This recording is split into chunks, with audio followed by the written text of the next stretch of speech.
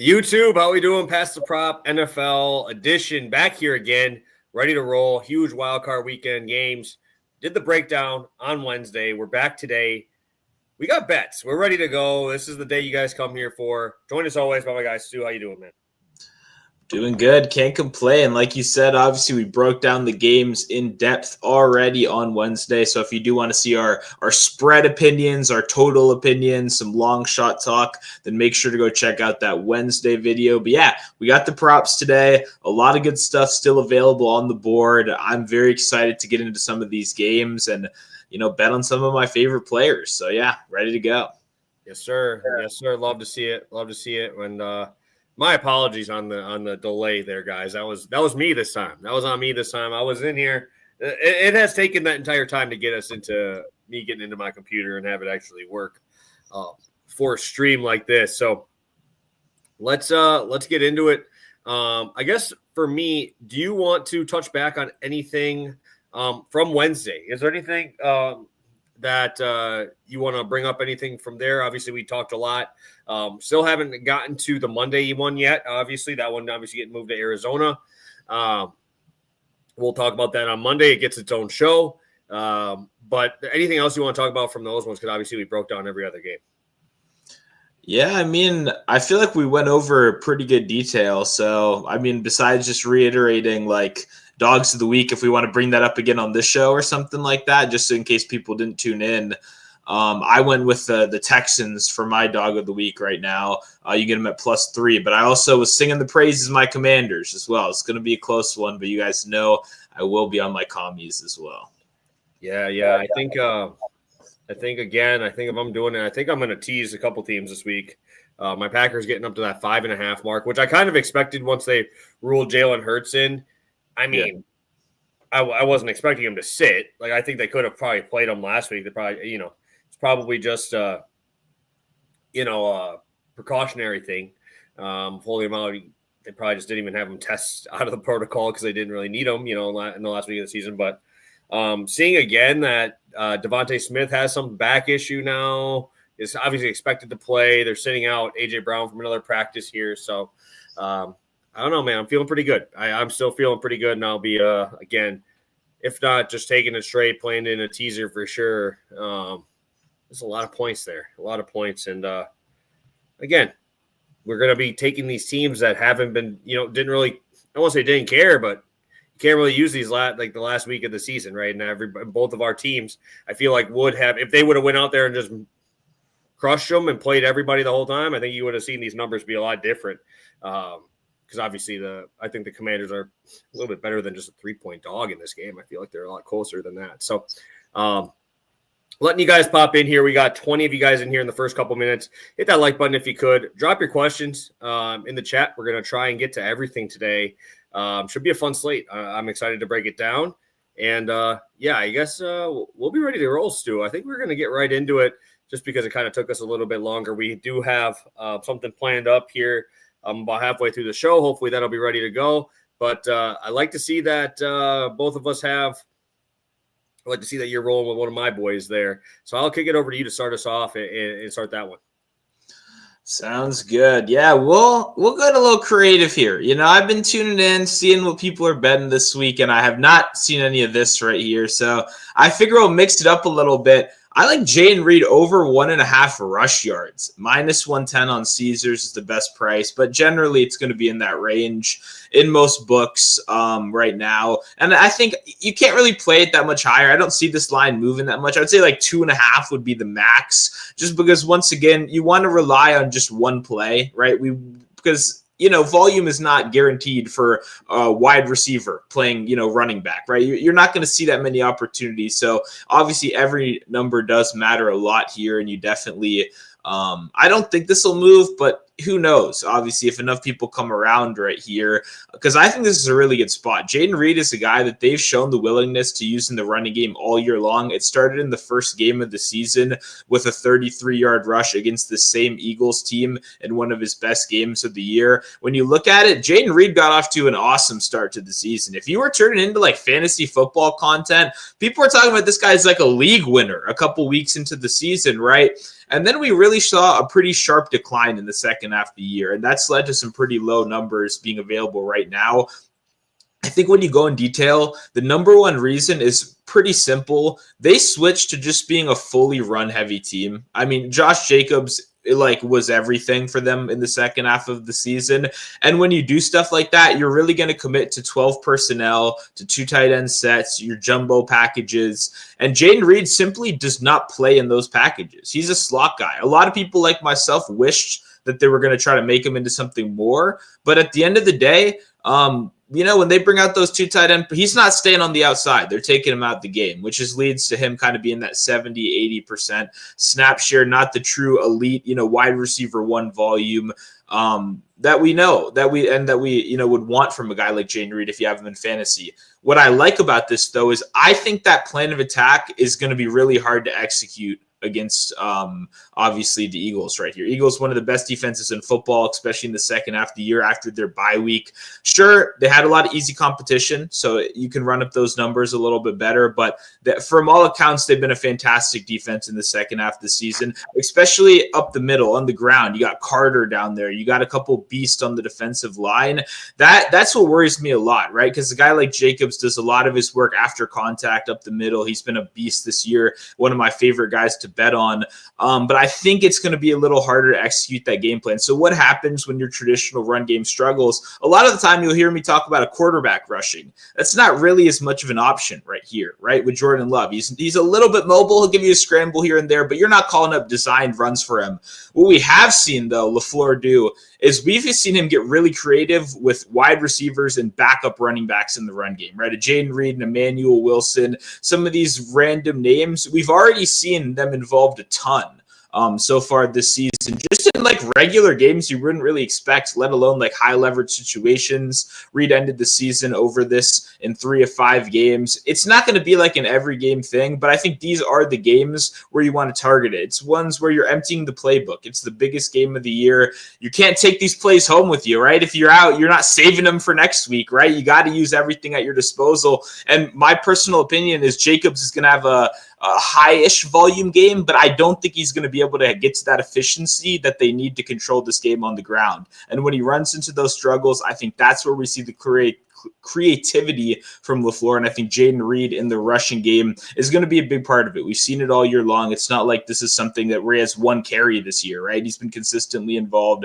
I just think this is the kind of game where you want to play these types of props because I like Reed as a receiver, but man, it feels like they're just getting him manufactured touches, whether it's a running back or a receiver, right? It feels like they're kind of, I don't know if he's winning these one-on-one outside matchups, especially when the cornerbacks have been playing so well on the other side. So it's one of those things where get him those design touches. He's so explosive. You see what he can do with the ball in his hands. If he's not getting open, okay, let's get him some running back touches. A lot of guys have, had success. DJ Moore, Marvin Mims, guys we bet on a lot this season. So I think Jayden Reed is next in line. And shout out to you, honestly, for calling this out. We kind of talked this through on Wednesday a little bit, and I really haven't been able to get it out of my mind since, especially with a guy as sharp as LaFleur. You know what I mean? Some coaches, I'm really not as interested, right? But I really trust his creativity. He made Malik Willis look like a damn good NFL quarterback. And in my opinion, you deserve the coach of the year if you can do that. So, I trust him, and I think Reed is in a good spot right here. Yeah, no, I've been seeing all this stuff about, I don't know who it was, but I think it was like an Eagle reporter or whatever, like saying, where we have like advantages and disadvantages, and they put fucking Sirianni above. Are you on crack, bro? Like, are you serious? Are you like, dude? Week 4, everybody wanted his fucking head, dude. Like, They were trying to get his ass out. Like, come on now. I love LaFleur. I think obviously he's gonna come out here. I think I kind of like him in this dog role, though, dude. I kind of like him in this spot. I don't like him covering 6. Yeah. You notice how I take it? I took like 3 or 4 dogs in a row against the Packers because I just don't cover numbers. They like playing mucky games. And I kind of like how the Eagles really haven't faced like a good running back team in a while, right? That has a good running back. I think Commanders, you guys won in that game. I think B-Rob was still kind of in and out, right? He was kind of in and out of the lineup there. You go up and down the list. I think going all the way back to maybe the Kyron game was probably the best one, right? I mean, Cowboys lost 41-7. Rico Dowdle obviously didn't do much there. yeah, and then you just go up and down the list. They play the Giants. Well, I like Tyrone Tracy, but not in the same stratosphere. Then you go to the Steelers, Najee. No, not really. Arthur Smith is still dog shit. So, and then you get that matchup, with obviously with the Eagles, and they were doing pretty good there. But I'll take Henry. I'll take that rushing yard line from Henry, like 19 for 82, able to keep this game within a one score game. And then, it was just to see Hurts kind of struggle in that one was kind of something that I like to see. So I think that Reed's getting the ball a lot. I think they kind of have to. I feel like they're going to want to be able to use the bubble screen game. My hope is that LaFleur is using it in like a reverse scheme and not as like those bubble passes, because he likes to do like the pop pass, like right in front. So I'm hoping you hit this shit on like a little reverse and not him just doing 2 pop passes because they count as catches. That's I just have a feeling that shit's coming this week.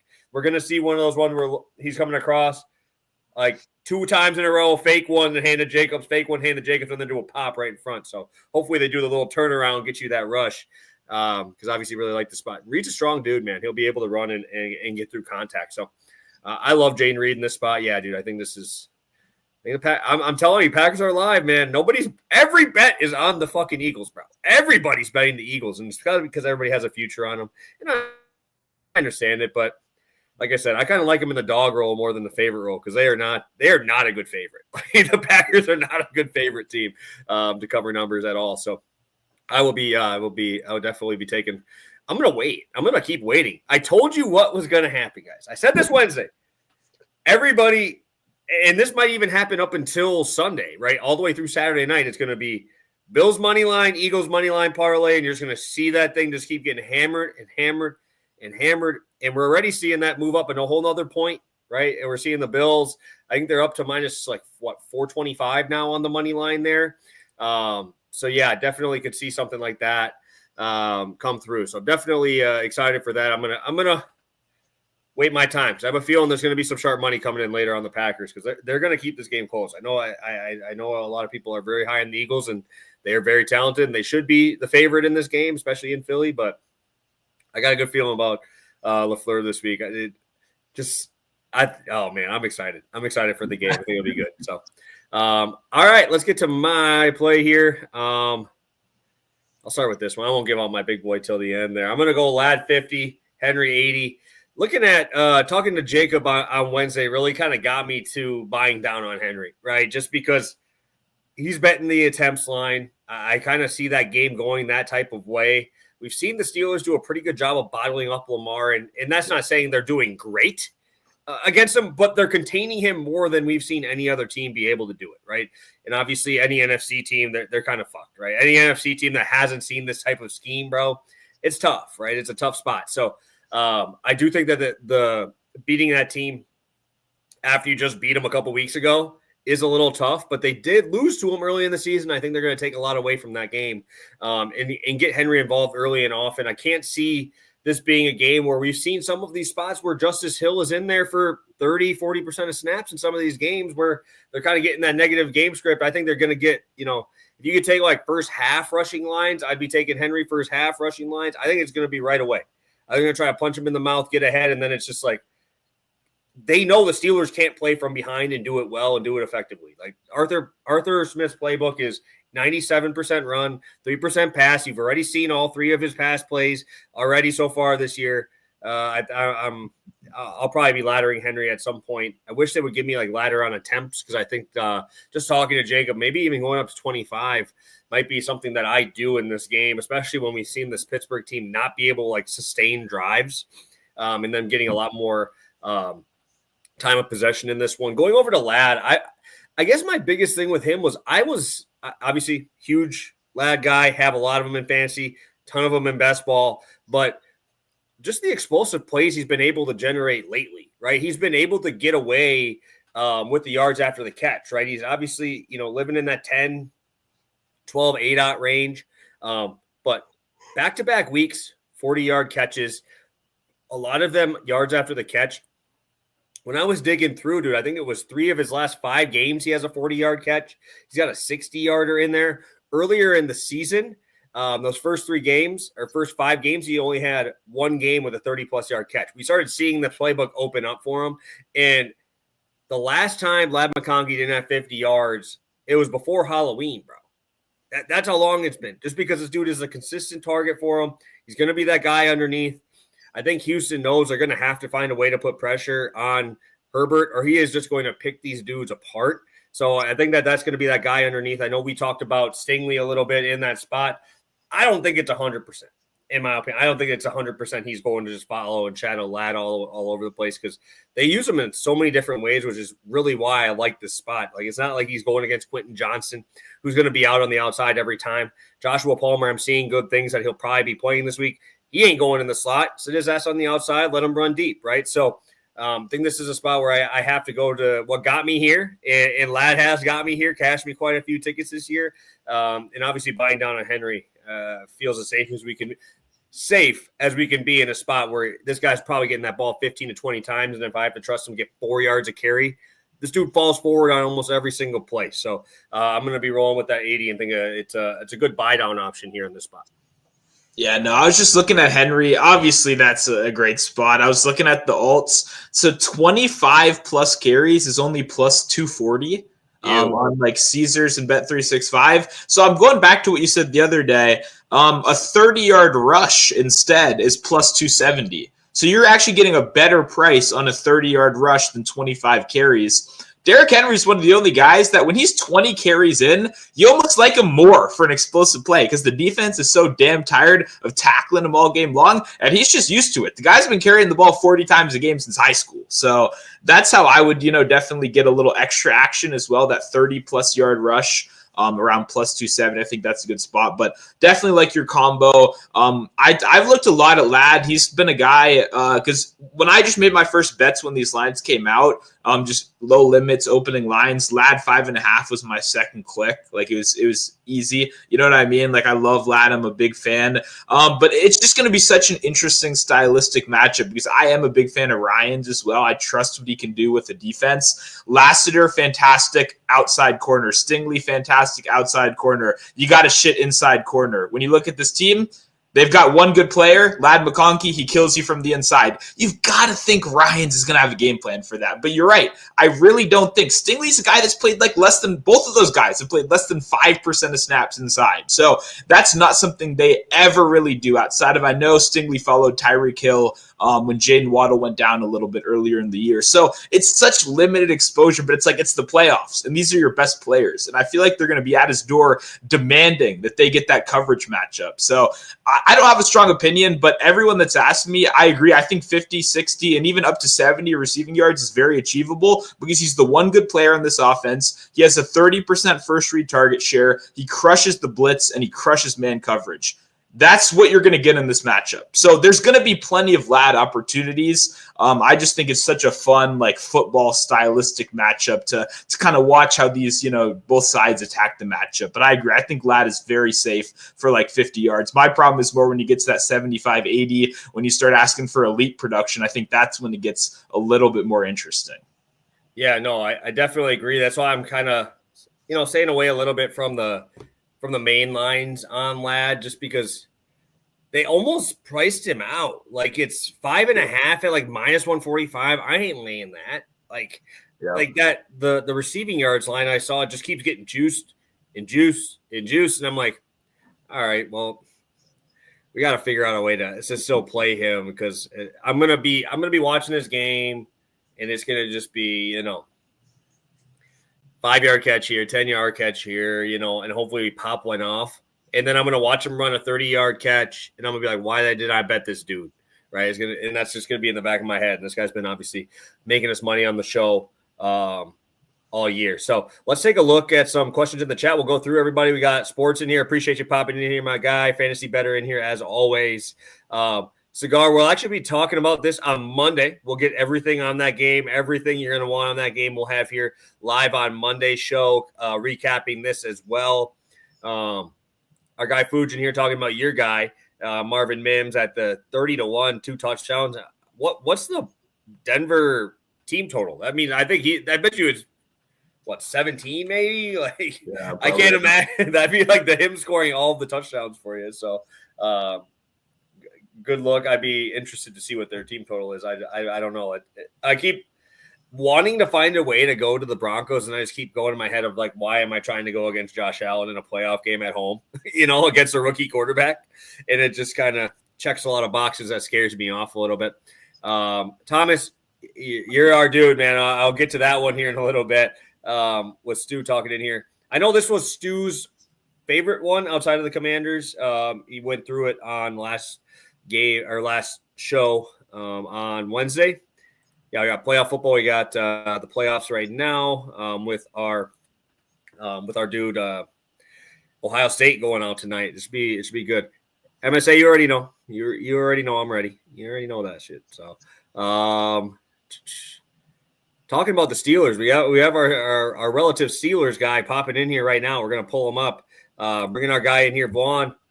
You're a Steelers guy, man. We got a couple Steelers questions already. You gonna break it down for our guy? You think he even got a chance here? I mean, as a Steelers fan, no, absolutely not. But as a gambler, a lot of people are thinking the Steelers keep within double digits, which I'd probably say I'd rather play the spread than the money line here. It's just, we knew this 4-game stretch for Pittsburgh was going to probably be the toughest stretch of the season. It proved out to be that. I mean, you had 3 games in 11 days at one point against all playoff opponents. Like you're probably going to have a losing record in that stretch, right? But I mean, Russell Wilson, he was good for a long time, but it's just getting the ball down the field consistently, not turning the ball over. I don't know if you can do that against the Baltimore Ravens defense, but I will say the reason why the Steelers could cover if they do would be because the Ravens, when they're up by 14 or 13 in the fourth quarter, they'll let you score a touchdown. They'll let you kick a field goal. Like, they are not that type of defense to stop you. So Steelers can cover. Can they win? I don't think so, man. I mean, history repeats itself a lot with the Steelers. We make the playoffs, and then we lose. I'll defend the Steelers a little bit right here. I will say, if you had gun to my head, even including the Packers, the Broncos, or the Steelers, you asked me one of those teams to win, I would actually pick the Steelers in terms of just pure ability to make a game as ugly as possible, to have your defense solidify itself. You also got to remember, like you mentioned earlier, they've done a pretty good job of limiting Lamar's rushing. They also now have the closest thing in terms of an athlete as a backup quarterback, as a scout team quarterback, to practice against every single week and get ready against. A guy like Justin Fields can, he's not Lamar, but he can mimic that play style better than anyone else in football. So for me, I don't think the Steelers are going to win. You know what I mean? It's not something I'm confident in, but in terms of actually an ability to just make this game so ugly, so disgusting. And once again, I hate to be the guy that brings up narratives, but Lamar Jackson has not had a storied past when he goes behind early in these games. If you somehow get yourself up 7-0, start blitzing, getting TJ Watt involved, then suddenly this could look like a lot different game. Yeah, and I think Lamar Jackson is probably going to be the key here to this game. I mean, one of the props I do like in this game that I played already was Lamar Jackson under 0.5 interceptions. I got it at minus 135 at opening. I know it's like minus 150 at a lot of places now, but he's thrown 2 of his 4 picks on the year against the Steelers, right? So a lot of people are going to think that could be replicated once again. But I think we're going to see a more conservative Lamar Jackson when it comes to the air. I think that he'll try to use his legs, but I think the key to the Steelers keeping this close is, like you said, making it ugly, because that's Steelers football, right? They don't care how much they win by. It's just getting the dub. But I think these teams know each other very well, so Lamar Jackson's going to be a little more tentative with those passes. Zay Flowers, it's going to be a big deal whether or not how suitable he is and everything. But Bateman and Andrews have looked good. They've looked good. Out. So go ahead. I think he's out already. They already said he's out. Yeah. I think they did it yesterday. That's a big deal. And I think that makes Lamar Jackson too, want to use his legs more. They put Derrick Henry in positions where they can run those 2 RPO actions. So, Mark Andrews, he's another good touchdown bet too. If you guys have talked about those already, because 6 straight games overall he scored. He scored against the Steelers, and I think he probably gets active. But those are the 2 props I like in this game: Lamar under interceptions and Mark Andrews to score. Yeah, I don't know, man.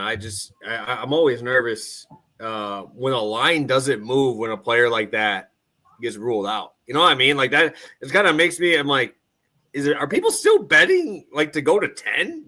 To bet this to 10? It's kind of crazy. Yeah, luckily you weren't in here on Wednesday because obviously we had Commander talk and Packer talk till nauseum. We don't have to bother you with that one, so we can get into our second round of plays. I will. What prop is kind of sticking out to you for this week? Is which one are you feeling like you got the best read on? Which game? Well, I mean, I like the Broncos and Bills game right now a lot. I mean, any situation where you have a rookie quarterback, though, I kind of tend to like to play those games because those games are usually good for the team total unders, for the interception props. So I've been looking at those. But honestly, I think the best bet in this game is just a Josh Allen touchdown. I mean, why complicate things when you know what he does in the postseason? And he uses legs. He scored in 3 straight playoff games. I mean, the Denver Broncos, they've had a terrific pass defense, right? Pat Surtain. He's going to overtake TJ Watt for Defensive Player of the Year. That's what everyone's saying. So, that is, I think, the key to the Broncos game, limiting the pass attack for Buffalo. Do not let them go up and get 30, 35 points on you because you will never be able to match them offensively that way with a rookie quarterback on the road. So, I like Bo Nix's interception. I like the Broncos team total under 19.5, under 20. But I think Josh Allen finding the end zone with his legs is probably the best bet here. What are the odds on that one right now? Minus 125 is what I played. And that's kind of – it's been 120 to 135 universally everywhere, it seems like. Yeah, minus 125 widely available right now. I like that too. I did the same thing. I wrote up a touchdown parlay the other day, and I'm looking across the board. And even though, he's not plus money, it's not like a sexy price tag right now. But in important games, I mean, come on. Like, you know what I mean? Like James Cook has these fantastic rushing touchdown numbers on paper. And in my head, it's like not even a thought on who they're going to go to. It's Josh Allen. Like in the biggest moments this year, 1 against the Chiefs, 3 against the Rams, 2 against the Lions. I mean, in every big game, in every primetime game, he's scoring a touchdown. And like you said, 3 straight playoff games as well. I mean, he's the running back 1 on this team. You know what I mean? No matter how many touchdowns James Cook scores, it's not going to change my mind. I just don't think Buffalo, too, the coaching staff is the type of staff to overcomplicate it when they get inside the red zone or inside the 5-yard line. Like, you get down to the 2 or 3 yard line, like, we're going to give the ball to Josh Allen. And that's really what they should be doing 90% of the time. Beautiful, beautiful. I guess maybe I'll just go next just because I have my bet on Josh Allen in this one. And I talked about it as my long shot, but I the more I kept talking about this bet, the more I'm just like, why would I even bet his straight line, bro? Like I really like this as like my actual one of my best bets for this game is just being the top rusher in this game, right? I'm looking at the numbers on each side, right? I mean, you could just do rock, paper, scissors, man, to guess which Broncos running back is going to lead them in rushing yards. Like you don't even know, right? And I don't know how much I'm going to trust Bo Nix to be, they're not really doing many QB designed runs. They're more of like, oh shit, everybody's covered. Cortland Sutton has double team 40 yards down the field. Let's run. You know what I'm saying? So I think I'm going to have to go to this game. I know we saw in the close games that we were talking about already, Allen had 60 yards against the Lions in that one. Obviously, James Cook broke a couple, so he ended up over 100 in that game. But we've seen Ray Davis start picking up. We've seen Ty Johnson start picking up. So now you're talking about a 3-headed monster on both sides of the ball for running backs, taken away from each other. Allen has the ball in his hands every single time here in this game. And I just think, like, if we're looking at the rushing numbers here, and I was actually, a lot higher. I thought it would be a little bit higher than the 7.5 rush attempts for Josh Allen. We're seeing it there, and James Cook just hasn't been super efficient down the stretch. I'm seeing that his numbers at 12.5, 13.5, but you still have 6 for Ray Davis mixed in there. And I've really kind of liked what I've seen from Ty Johnson in this spot too. So we get him at home. I have no faith in a Denver side at all. And if I had to go head to head at almost 3-1, Josh Allen to outrush James Cook, I don't know, man. I'm taking Josh Allen in a playoff game here for sure. In a spot where this Denver defense has been pretty good against running backs. I think that's going to be a Josh Allen game, and 3-1 and I think it's just one-on-one. It's pretty much just one-on-one, and you go off the market, it's like 12 to 13-yard difference. So what are the odds on James Cook? For what? For his rushing yard number? Yeah, for him to lead this game in rushing. Let me pull it up. I gotta go on the bottom. You're probably getting like a minus. You got minus 135. Wow. Minus 135. Nailed that. Minus 135, and then +2. Now it's at +280 for Josh Allen. But I mean, they're having Josh Allen at 43.5, and they have Cook at 58. So 15-yard difference. I don't know if that's worth 3-1 when I expect some big plays from Josh Allen on those scrambles. No, I like that play a lot. I think it makes a lot of sense. And I mean, Josh Allen, too, in the wild card round, Buffalo has tore up their opponents and put them at negative game scripts like right away. So, yeah, I'm with that. That's a great long shot. Yeah, I agree. James Cook is like the least dependable workload of any, top wide or running back out there. Ray Davis is more of a grinder. If you are up heavy in this one, between the tackles guy, I think Ray Davis is someone they would actually go to for real snaps in this one. And then Ty Johnson will steal some of those third downs as well, which are kind of big for those like little third and long like draws that happen a lot where you get the guy get those like 14-yard rushes. I know it sounds so minor to talk about, but I've gotten burned by that so many times this year in terms of like backup unders and stuff. So love the opportunity here. Heavy man coverage team, heavy blitz team. Both of those two things correlate to those extended quarterback runs. And that D-line is very, very good, especially up the middle for the Broncos right now. Yes, sir. Yes, sir. And honestly, I looked at it. I'm like, it was either between him. I almost thought about just taking Bo Nix. He's like 11-1. I ain't touching a running back in this game for that. You know what I'm saying? Like, if I had to, I'd just bet both quarterbacks and try to guess. I mean, it's roulette, man, pretty much. You're just guessing on which one you have there. Taking a look at our guy Thomas, obviously a guy, very, very sharp dude, always in our chat talking about this. Bringing up our guy Jayden Daniels, Stu's dude. We're going to go over to his play on him. But I think like the last 2 or 3 shows, Thomas coming through and guessing one of our plays, or at least on a guy that we're betting on here. So a little bit different for what Stu's betting, but obviously we'll hear his thoughts on Jayden Daniels here. Yeah, I mean, there are props that you bet more on. There are props you bet less on. For me this week, Jayden Daniels is going to be a guy that likely determines how my week goes. So it's interesting to be in that position, but obviously coming to this week, I expected 9.5 to be the number for rush attempts. That's where I would have opened the number at. Anything once you get to 10.5 is kind of crazy and a little bit harder to get to. The only guy I can remember getting there with is Jalen Hurts when he had the tush push kind of baked in 4 1-yard runs. You don't get that anymore, unfortunately. So Daniels, the thing we love about him, one, historic rookie rushing season, looked fantastic. But the thing that really stuck out to me, led the NFL in scrambles with 75 this year. He had 25 more scrambles than any other quarterback in the league. He had the highest EPA per play generated on those scrambles. He's been fantastic at escaping pressure. And really, one of the biggest criticisms out of college would be his sack avoidance, holding onto the ball a little bit too long. We've seen pressure sometimes get to him. And his ability to kind of gracefully maneuver the pocket and look so calm, cool, and collected has been awesome as a fan, right? Seeing him be able to escape these situations. It's a level that you would not expect from a rookie, right? To be able to stay poised in these situations right here. But what I really like is I think Daniel's numbers in general have just been depreciated from the fact that this is a guy that early in the season, like for 5 weeks, he had a rib brace. Every time he went to the sideline, he was getting treatment over there.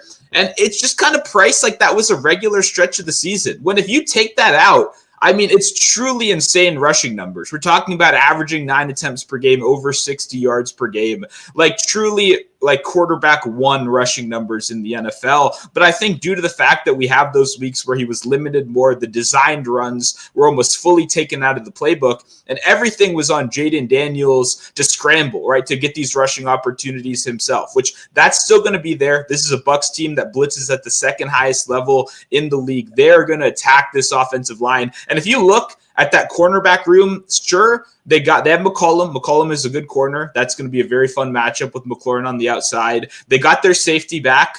But outside of that, this is a really rough room right now, like a really brutal secondary. So when you look at a guy like Bowles, who's already blitzing at one of the highest levels in the league, who's already kind of sending the house, I would expect that once again, especially when the back end is not reliable. If you give Jayden Daniels time, he's kind of shown he can make you pay for it. That's what the question was about. I think he's going to have some burst plays through the year. My biggest thing is just consistency, right? How much I think we're going to have a 40-yard pass in this one. I think we're going to get a couple deep shots to Terry. I think even Diami Brown is a sneaky guy that is definitely going to be involved in this game. But overall, I think the brunt of it is going to be Daniels dropping back. They're going to make him work. And I think he's going to escape the pocket a lot. I think he's going to make them pay with his legs. I don't think they have the personnel to keep up with him. Levante's had a lot of good years for him. It's not been a great one right now. There's some good blitzing linebackers, but I really don't think they have anyone to keep up with Daniels. So for me, like I said at the beginning, I mean, this is a huge part of my betting portfolio this week. I have a lot of faith that Daniels goes out there. And I truly think this Washington team, in a lot of sense, whether it's the defense or even the skill position players around Daniels, are very overrated. I think they're getting a lot of credit for a lot of what Daniels is creating. And I think probably going to be in a bit of a negative game script in this one. I think Daniels is going to be a force to lot to do himself. And if Washington does win this game, I think it's going to be on the back of Jayden Daniels. They had a playoff game already. They played the Falcons in prime time. He ran the ball 16 times in that game. I think that tells you what they're going to do when there's no restrictions, when there's no worry about health. I think we're going to see an insane workload for Jayden Daniels in this one. For sure. I was kind of looking at the angle of interception prop when I was approached Jayden Daniels being the rookie quarterback and everything. But what you notice is against this pressure this season, he had 12 touchdowns and 1 interception, and he was a borderline top 5 quarterback in almost every statistic when facing blitzes. Then you factor in what he does with his legs during those blitzes. It's hard to handicap this game because everything we know about rookie quarterbacks in the postseason usually stands to be true, and Jayden Daniels seems like a guy that could defy those odds and keep this game close. So I've been kind of in a pretzel, honestly, with this game, but I think you just gave me the way to attack this game the best way because I originally went to the interception market. Bucks first half, possibly as a home favorite. They really really good first half team, really good home team, especially with Baker Mayfield this year. But there just wasn't many things that stood out to me as good bets, but I think this is probably the best value you could be finding. Yeah, I think what I like about it is you already mentioned it too, Vaughn, is Tampa Bay is the second highest scoring first half team in the NFL right now, bro. Yeah. And I think that if you're a rookie quarterback, you know you're going into a tough spot. Like this is a big game. I mean, he's had a lot of big games. It's not like this is like his first one or anything, but you just don't want to make that big mistake, right? We saw it in the college football game last night, right? You just make a big mistake and you lose the game. Why not just run? Dude, just run and don't force it, right? I can't imagine him wanting to force those balls, into those deeper windows out there. So I'm all in with this one. I really like the spots too. Obviously, Jayden Daniels has made us a lot of money on the show here as of late.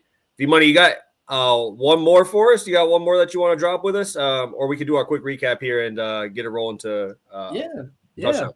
Yeah, no, I've been looking at a couple plays, man. The last one to give you guys.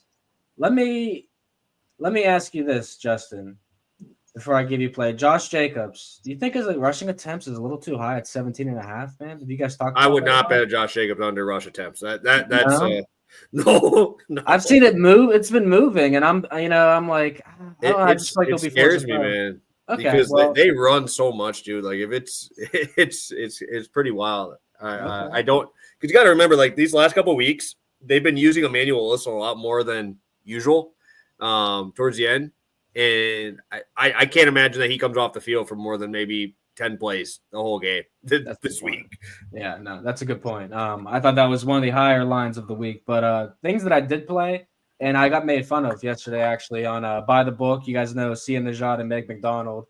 Sure. They told me I was the only person to come on their show the entire week that took the Houston Texans plus the 3. I'm with you. Yeah, and I said that's a great thing. That's a great position to be in, I just think that CJ Stroud having those 2 playoff games under his belt last year is a big deal. I do think this will be a big defensive game, like the under 42.5. Wish this was like 45.5. I would want to slam that under, to be honest with you. But 42.5 is something I've been looking at pretty hard because with Harbaugh, the Chargers and Herbert aren't the same like Chargers teams of years past. He's not throwing obviously 4,000, 4,500 yards. 35, 40 touchdowns. He has career lows across the board, but also in the interception department.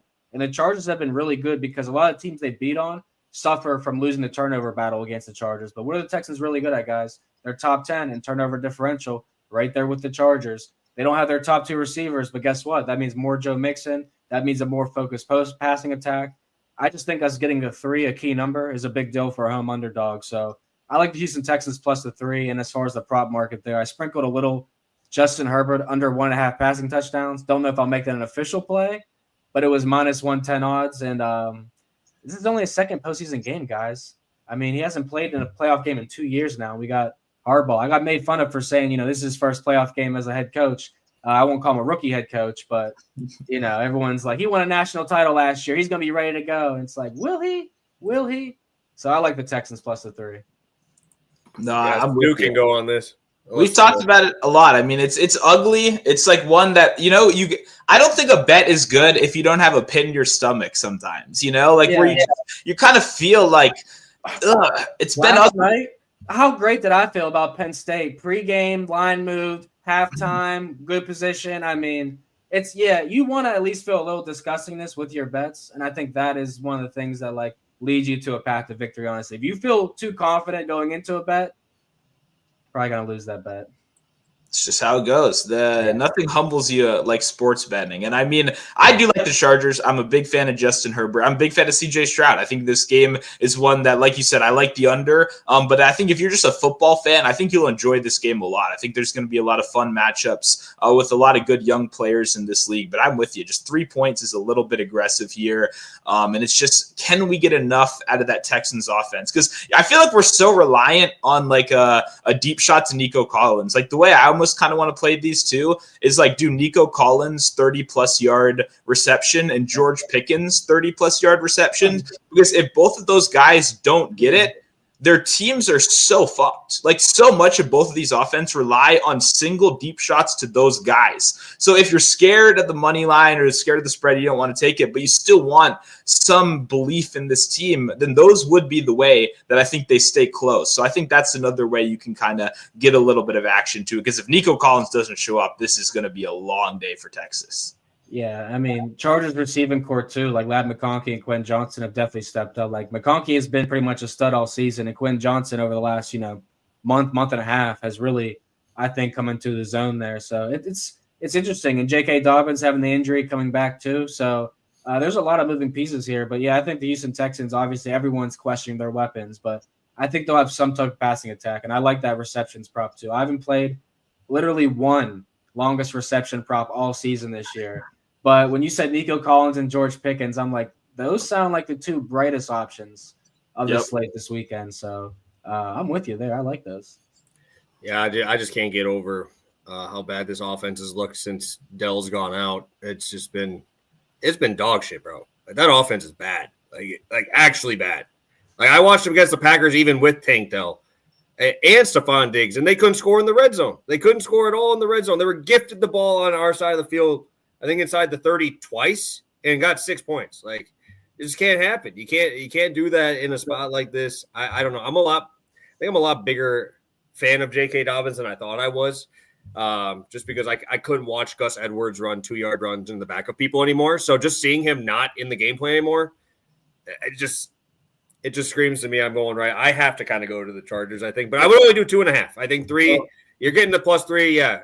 I'd be off of it then. And shout out to Strogie earlier with the Steelers question too, because it's like the Texans and the Steelers are in the same position, right? The Texans started off so great, then the start of the season 5-1 the first 6, kind of fell apart here the last month or two, and a lot of injuries. But when these teams that already have all this playoff experience and have quarterbacks, head coaches with playoff experience now, they go into the playoffs. This is a clean slate for them. And I think that's kind of how Houston's going through this, because they're at home too. So you got to be feeling pretty good, at least, that you get these things gifted to you. And I don't know who you would rather have played if you're in this position, because, the Steelers and the Chargers were flip-flop there. But, I don't know. I like the Texans here, man. I just think that there's going to be some fishiness in this game. There's going to be some turnovers and things like that. So I like the Texans. Yeah, my last thing I'm going to say here is Justin Herbert, 9 games on the road this year. 1 pick. He's thrown 1 pick all year on the road. So I don't think it matters that much home road for this dude. This dude, when he was out at Oregon doing his thing, Rose Bowl games, stuff like that, it's not like this is a too big of a stage for a guy. I think this dude it just seems like he's like a robot, bro. He doesn't care. I can't imagine he does. He goes home, probably turns on TV, sits there, falls asleep 9 o'clock, back at the thing at 6 in the morning, ready to go again. That's just kind of the guy I kind of see him do. I think the rushing yards for Herbert will be a spot I'll be betting again this week, because I really do like Herbert, and having to kind of have to do everything. I think he's going to have to do a lot more than he's had to in these last couple games of the season. So, yeah, I think it's a good game. It's a good one to start with for sure. Yeah. Just hoping it doesn't turn into that Ravens game where it's like 52-2. So hopefully that doesn't happen. All right, let's do a quick recap. We'll get a quick recap in here, guys. We got 6 plays already out here for you. And then we will possibly look at some long shots. Let's do it. Sounds good. We got Jayden Daniels over 8.5 rush attempts, -115. That one's widely available right now. Then we got Jaden Reed over 1.5 rush yards, not receiving yards, -110 Caesars, but widely available as well. Awesome. Kick it to you, V-Money. I like that. I'm going with a Josh Allen touchdown as probably my best bet. My stepdaughter's over here dressed as Elsa right now. She just came fully out as Frozen everything. So cute. So I like Josh Allen to get in the end zone with his legs or catching one. He did that earlier this year. We're playing the Texans +3 as well. I'm gonna sprinkle the money line there in that game. And then what else did I give you guys on this show? Lamar Jackson under 0.5 interceptions. That was one that I really like as well, and I got that at 130. So I wouldn't play that past 150 though, -150. Beautiful. And I'll be in first bet Henry 80 rushing yards with McConkey 50 receiving. That'd be -110. I'm seeing it like -130 at DK. I think FanDuel's still offering me around the -120 range. And I'm going plus 285 for a straight bet on the show. I don't think I've gone this high for just a straight bet on here, but plus 285, Josh Allen, top rusher in the game with the Denver Broncos heading to Buffalo here. So, all right, I think it's time. We don't have to. It doesn't have to be a touchdown. We'll do our best long shot here for today's for this weekend stuff. I know just right now, Vaughn, we're not doing anything in the Rams-Vikings game. We'll have all that on Monday. So anything you got in those first 5 here, you got a long shot that you like? We'll go for a touchdown bet or plus money play. I really do like Mark Andrews at +150. You know, everybody and their mother is playing Derrick Henry anytime touchdown. There's nothing wrong with that. Not to say he's not going to find the end zone, but for the price as it is at +150 or better, I think Mark Andrews is definitely a good bet. 6 straight touchdowns entering the playoffs. Has never scored a postseason touchdown in his career, but he's been pretty good against the Steelers and as of late this season. So that was that one. And I will say I've been looking at the I'm trying to find the market to see what the current numbers are, but the Super Bowl MVP market and things like that. Trying to see if we can get any good numbers. I read an article about someone that gave out a Super Bowl MVP bet at Caesars. It was a grand on him at 150-1 on Aiden Hutchinson. If the Lions make the Super Bowl, he'll be eligible to come back for that game. And I mean, that was something that never ever crossed my mind. But a guy coming off a broken leg and playing a Super Bowl, and if he gets 2 sacks or something, you have a narrative there, right? Yeah. So there was something I thought that was a fun topic to debate or talk about. But honestly, everything I saw value-wise, kind of like the Lions and the Ravens. Lamar Jackson and Jared Goff for most passing touchdowns, Super Bowl MVP, those type of things. So I think those are the 2 teams going to be taking in the playoffs, guys, the Lions and the Ravens, to represent the AFC and NFC. Yeah, I like that Goff leading touchdown as well, because I almost think he could win that without going to the Super Bowl, as crazy as that sounds. Like, somehow, or maybe Allen the same way, or even if he doesn't make it to the final game, one of those just goes crazy. So I do like that. Hutchinson, that would be such a cool story. And if the guy who ever bet that, if he hits that, I would never let anyone forget. Like, I would truly never let anyone forget. But, man, there's no way Hutchinson, if he does somehow suit up, is above 50%. Like, he's going to be out there half in a wheelchair, you know? So, even the narrative is so cool, but I don't know if there's any way he's out there for more than, 20% of snaps. And then you have to get, 3 sacks in that amount of time. Too much has to happen where I think, honestly, I hate to be that guy. I think any defensive player is a donation. Every year people hit me with all the defensive guys that they like. And it's always for me, I would just never bet any of them in general. So that's kind of my overall rule. Yeah, no, I mean, it's much better to live bet a defensive player for Super Bowl MVP rather than betting them before the game is. And I only bet one in my lifetime, and that was Von Miller. It's true because we have the same name, and he already had a Super Bowl MVP. So Hall of Famer. So, yeah, it doesn't count. I feel like if you're gonna do it, it had to be Aaron Donald with the Rams made it out there. Like that's the whole, like that guy is just like something like that. Like the dude that's that crazy on it. Stu, what you got for us? Yeah, I have so many long shots. Like I don't even know where to start. All right, hey, pick one. Well, before I go to my real one, I'll say Daniels ladder on what I already played. You can get 12.5 rush attempts at 480. You can get 15 rush attempts at plus 1,200. He already did this in the first game of the season against the Bucks, and then he once again did it in the most important game of the season against the Falcons. So at 12-1, I mean, we're not saving the plays for anything. He's going to be running from blitzes all game long. I mean, at those numbers, I'm pretty surprised we're getting them. But I honestly remembered earlier in the year getting some good ones on Lamar. I think that their pricing model for those quarterback rushing is just really sensitive. So definitely do like that ladder.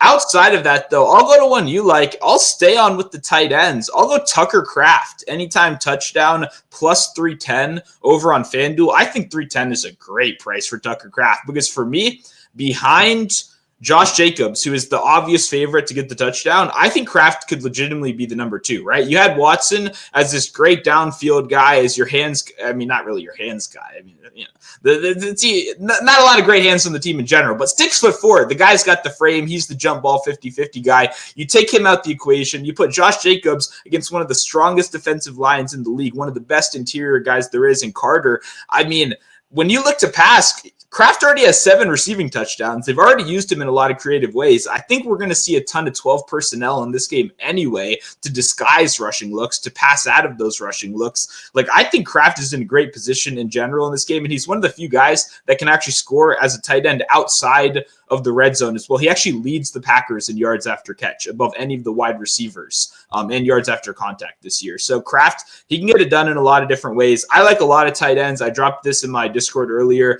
Higbee plus 500, Kraft plus 310, Ertz plus 240. Combine all that together, it's 85-1 right now on FanDuel for a nice little tight end parlay. And I got to throw your guy Mark Andrews in there after you give him out on the show. Got to make a little reformatted version. But I like to retire. We're retiring this weekend, it sounds like. Yeah. Yeah, no, that Tucker Kraft one's a good number. I mean, plus 250. And the Eagles in general, too. I mean, I was doing my homework and reading, and everybody, it's pretty much one-way traffic on the Eagles against the Packers. Everyone's pretty confident the Eagles are just going to run right down the Packers' throat. Jalen Hurts going to come back in, no rust, no problems. And, I mean, you guys remember what the Eagles did last year in the playoffs, or anytime they get messed up with the Bucs in the postseason? So it's like they have been coming in a lot warmer this year, obviously. They're much better than they were at this point last season. They are this season, or better this season than they were last season at this point. But, yeah, I mean, I'm not completely sold on the Eagles, so I do like this one. I mean, he's plus 220 and plus 250 at the other 2 places I could be betting right now. So plus 310, like, that's encouraging. All right, so I'm just going to be a bearer of bad news. If I was going to bet a tight end, I'm probably betting Luke Musgrave at almost 9-1, plus 900. Scored a touchdown last year, first playoff game against the Cowboys. He went crazy on the Cowboys' first playoff game there. I just have a feeling, dude. Long story short, he had this commercial come out in Wisconsin, and I don't know if you guys have ever been in this area. He had a Quick Trip commercial. If you've ever been in like the area of like Wisconsin or Minnesota, Quick Trip's like the gas station of all gas station around here. Like it's loaded. And he had like a thing come out, and he's like doing this thing in a wine glass for chocolate milk. I'm like, it's like an Iowa dude just asking to score a fucking tutty this week. I'm telling you, I saw he was almost 10-1 on a few books too. I'm telling you, bro. He's scoring it. That's going to happen. He is going to score a touchdown this week. Well, you're a Packers score. I'm good for them scoring 50. Let's have Tucker and both of them score. I'm just saying, when you run 2 personnel, the Eagles are good against tight ends.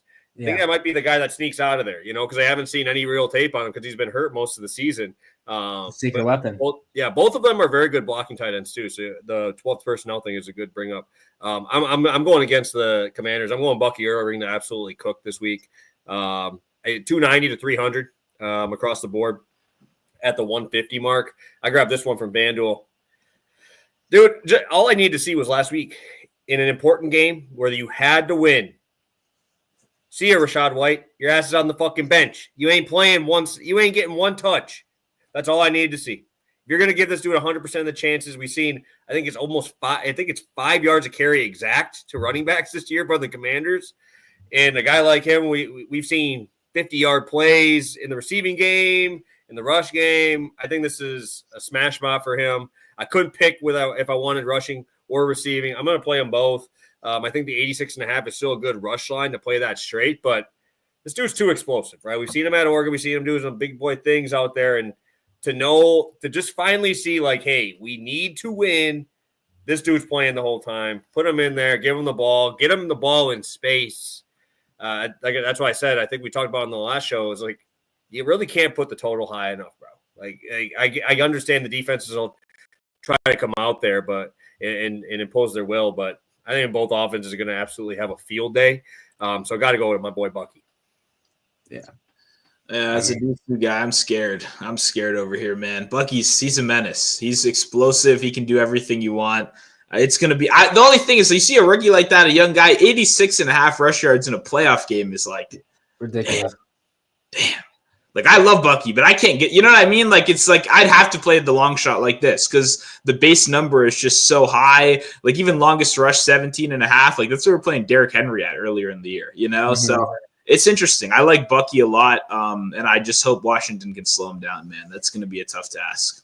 Yeah, the only angle when I looked at Bucky Irving was the touchdown market, but, you know, he's the favorite consensus in every market in this game, and, you know, minus 160, minus 175, and it's crazy to see that, but everyone expected Mike Evans, you know, to obviously be so dominant down the stretch, which he still was. You know, he got his 1,000K mark, but Bucky Irving and Jalen McMillan were the two storylines, really. Like, if Mike Evans wasn't chasing that, we would be talking more about Bucky Irving and Jalen McMillan and what they've been doing. So, I like this. I like both those players in this game. Beautiful, Mike. Our guy Mike popping in here. Plus 330 on Fanatics. Unfortunately, I do not have access to Fanatics book. But I do. But yeah, plus 330. Great number. Great number. Yeah, definitely like the Musgrave brought in there. Oh, man, we got an Eagles fan out here talking that talk out here. Stu doubling down on his hometown team and Jayden Daniels. Hey, all the money is on Jayden Daniels. That's really what matters. Because, hey, win or lose, he can still go over 8.5 rush attempts. He's probably more likely to in a loss, in fact, I think, where they're trailing, forced to drop back the whole time, can't really run the ball as well. So, you know, I've spent the last 4 years in the show betting against my team, so it feels good to put a little bit of money on them every once in a while.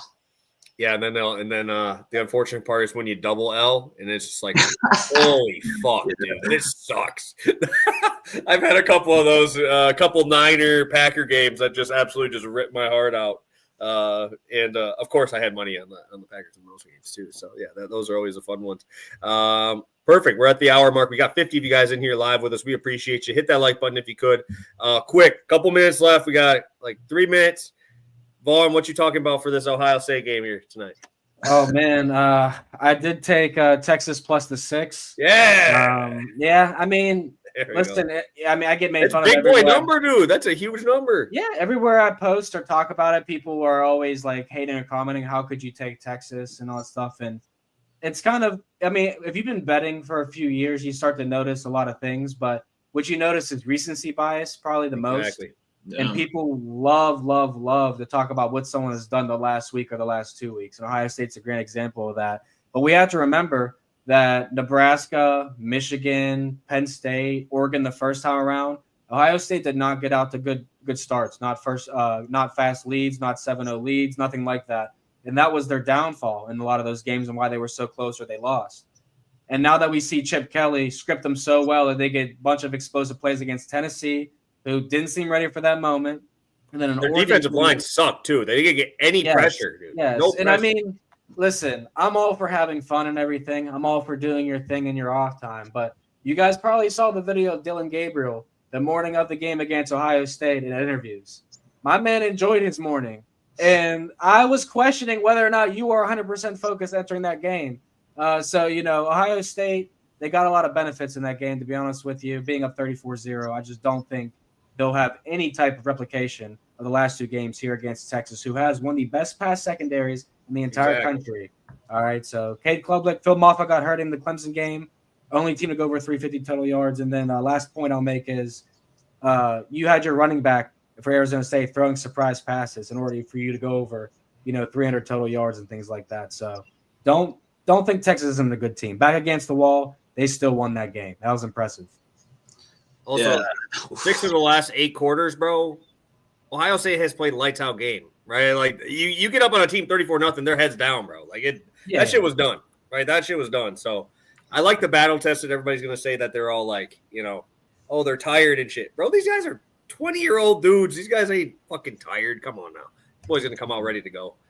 Can I get a Arch Manning touchdown price? Is that available anywhere? It's definitely available because they've been making a killing, I bet, off of them. They've been pricing them at like plus 250, plus 300 since the SEC championship. And I'm like, is he going to see the field enough to even score a touchdown? And it hasn't been. I mean, even FanDuel one game had him at plus 680 and DraftKings had him at plus 290.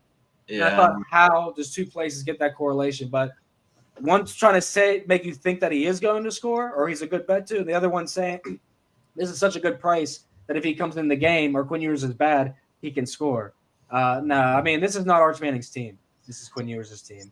But, and that's why I can't bet on Texas, by the way, because I don't think Quinn Ewers is that good, to be honest. I really don't. Even he's compared Carson Beck, man. I like the whole year I've been hating on Carson Beck. So I like Quinn Ewers. I don't mind him. I thought he looked great in the first half against Arizona State too. I think it's better now that the expectations are a little lower because the way people were talking about him last year, first round pick. Oh, we're comparing him to white pocket passers. Pretty much Joe Burrow was one game. I was like, I don't see any Joe Burrow in this guy. But either way, that was more my gripe was people were getting out of control. A lot of people say this on Twitter. Maybe they're crazy. The Arch Manning thing was a joke, but I'd almost rather see Arch Manning lead this team. Like, you know what I mean? Like, for me, I just don't have like the belief to elevate a team when it matters the most. But I do agree with you guys. The recency bias is insane. Like, that's why I don't have a spread bet. I just bet a couple props in this one, and had to stay away. Maybe I'll get in live with you or anything. But if I had to pick, it would still probably be the Texas side because recency bias is the number one thing. It's gambling Twitter 100%, and people are going crazy over that last game. Monday, Ohio State was minus 110 to win the Natty. Tuesday, minus 120. Wednesday, minus 130. Friday, it's minus 140. And this team was plus 400 last week, and Texas was a favorite for 6 straight weeks up until this point. So, yeah, I mean, I still like the Longhorns to win it all, and I bet Ohio State at plus 400 in the preseason to win it all. So, I just, people are too confident in the Buckeyes, man. Beautiful. I like to hear that. We got it should be a good game. I'm excited. Yeah. Excited for tonight. Should be a good one. You guys.